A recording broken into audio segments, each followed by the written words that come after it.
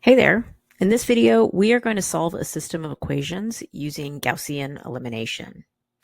So I have a system of three equations with four variables in it, and I want to be able to solve this using Gaussian elimination.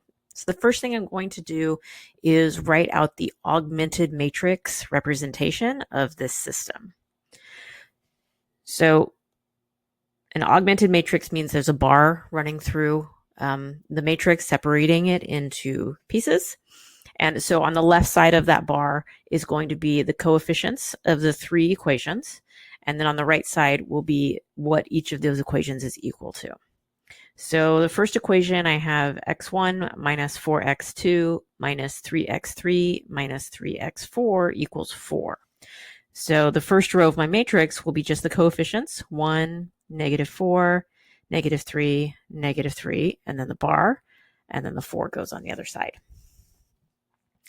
Okay, the second equation is 2x1 minus 6x2 minus 5x3 minus 5x4 equals 5. So the second row of the matrix is 2, -6, -5, -5, and then a 5 on the other side of the bar. And the last equation is 3x1 minus 2x or minus x2 minus 4x3 minus 5x4 equals -7. So the last row is 3, -1, -4, -5, and -7. All right, so there's my augmented matrix representation. Now I want to use row operations to start to put this into row echelon form. Now, with Gaussian elimination, I'm only looking for row echelon form, not reduced row echelon form. That would be Gauss-Jordan elimination. Okay, so we want to be really specific with this so that you're using the right method and stopping at the right point on a test. Okay, so with row echelon form, I want ones down the leading diagonals and zeros underneath or anywhere to the left of those leading ones or pivot points. Now, this matrix already has a 1 in the first row, first column. So I don't need to change that. So usually the first thing I do once I get a 1 there is I get zeros underneath it. Okay, so for row 2, I'm going to put my, my row operation right at the end of the row. And so this is row 2, and I always start the operation with the row that's changing, and I put it right next to it. So that proximity and the fact that it's first in the instructions for the row operation tells me which row is being messed with. Okay, now I want that 2 to become a 0. So if I take and subtract 2 times the first row, that'll give me a 0 there. And I don't want to have to rewrite this matrix any more than necessary, so I'm going to do the third row at the same time. So for row 3, I'm going to subtract 3 times row 1 from it to get a 0 there. Okay, so I'm going to start rewriting my matrix. The first row is going untouched, and that's pretty common with Gaussian elimination, that we might not touch it at all, the whole problem. Okay, so this next row, and this is, I really recommend using a calculator. You're doing so many calculations in such a short span, it's very easy to make a mistake here. So I'm going to do 2 minus 2 times 1. So that does give me the 0. And then -6 minus 2 times -4 gives me a 2. -5 minus 2 times -3 gives me a 1. And I get the same thing in the next column. And then 5 minus 2 times 4 is going to give me a -3. Okay, there's my first row. And now I'll do the third row. So 3 minus 3 times 1 gives me 0. -1 minus 3 times -4 gives me 11. -4 minus 3 times -3 gives me 5. And -5 minus 3 times -3 gives me 4.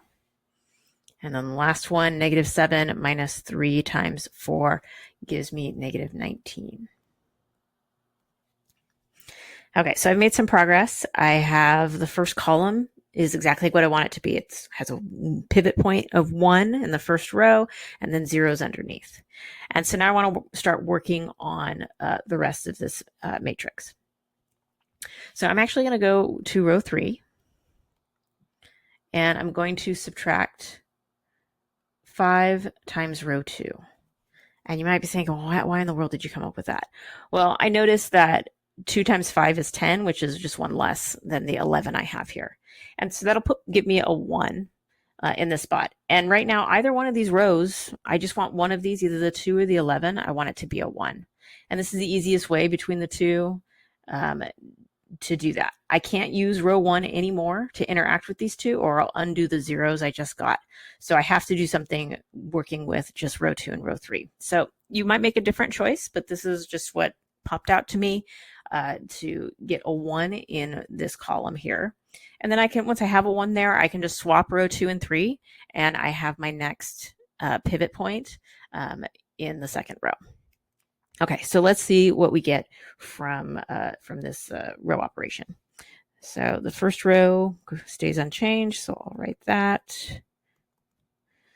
Okay, the second row, not doing anything with that yet, so I'll rewrite that one as well. Okay, and then 0 is going to stay 0 there.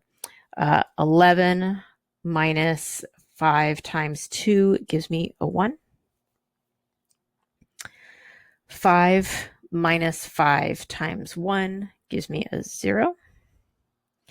And 4 minus 5 times 1 gives me a negative 1.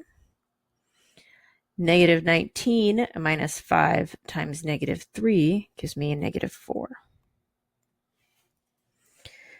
Okay, so I've got a 1 now in this first column. I'm going to swap row 2 and row 3.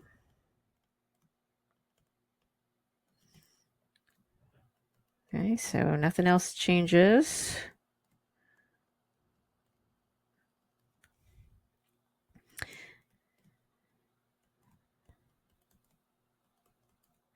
And then the last row. Oh, and I messed up. That's a 3. Okay.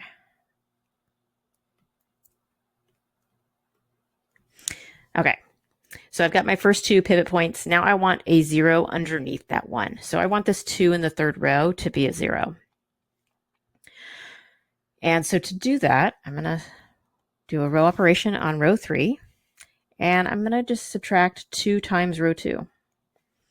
And that'll give me a 0 there. Okay, so rewriting the matrix again. Got the same first row as we've had all along. Second row is not changing. And then the third row, I have 0. 2 minus 2 times 1 gives me 0. 1 minus 2 times 0 stays 1. And 1 minus 2 times negative 1 gives me 3. And negative 3 minus 2 times negative 4 gives me 5. Okay, so looking at my matrix, I have leading ones as the first entry. The first non-zero number in each row is a 1, and they all have that staircase pattern of being each leading one is to the right of a previous, and then there's zeros down here on the right. So this is in row echelon form. If I wanted to get it into reduced row echelon form, then I would need zeros above the ones as well. So I would have to deal with the negative 4 and the negative 3 up here to get this into reduced row echelon form. But we're not going to do that today. Today we're stopping with the matrix operations here, and we're going to convert this back into a system of equations. Now, something to notice is that we have leading ones, but there is no leading one for the x4 variable in the fourth column. This is a free variable. Okay, the fact that I got a free variable is not surprising because I had 4 unknowns with only 3 equations. So that's a comment that's not surprising at all that we're going to have trouble finding just one particular solution. This is telling me that I'm going to have infinitely many solutions of a particular form. So that particular form is what we're going to work on finding now.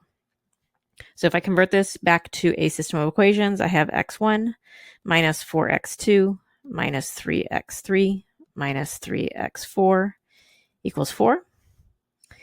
And then x2 minus x4 equals -4. And x3 plus 3x4 equals 5. And because that x4 is a free variable, I'm just going to give it a name. Something simpler than x sub 4, so that I can define everything in terms of that one. So I'm going to let x4 equal t. T and s are typical choices we have for doing this, but it doesn't have to be those variables. And now I'm going to take and solve all of the other variables in terms of this t. So if x4 is t, I'm going to start at the bottom. Then x3 is going to be x3 plus 3t equals 5. Subtracting the 3t, I'm going to get x3 equals -3t plus 5. So I'm going to write my answer up here. So I want to make sure I get them all. Don't miss any variables. Okay, then I'll go to the second equation. x2 minus x4 equals -4. So that becomes x2 minus t equals -4, which means that x2 equals t minus 4.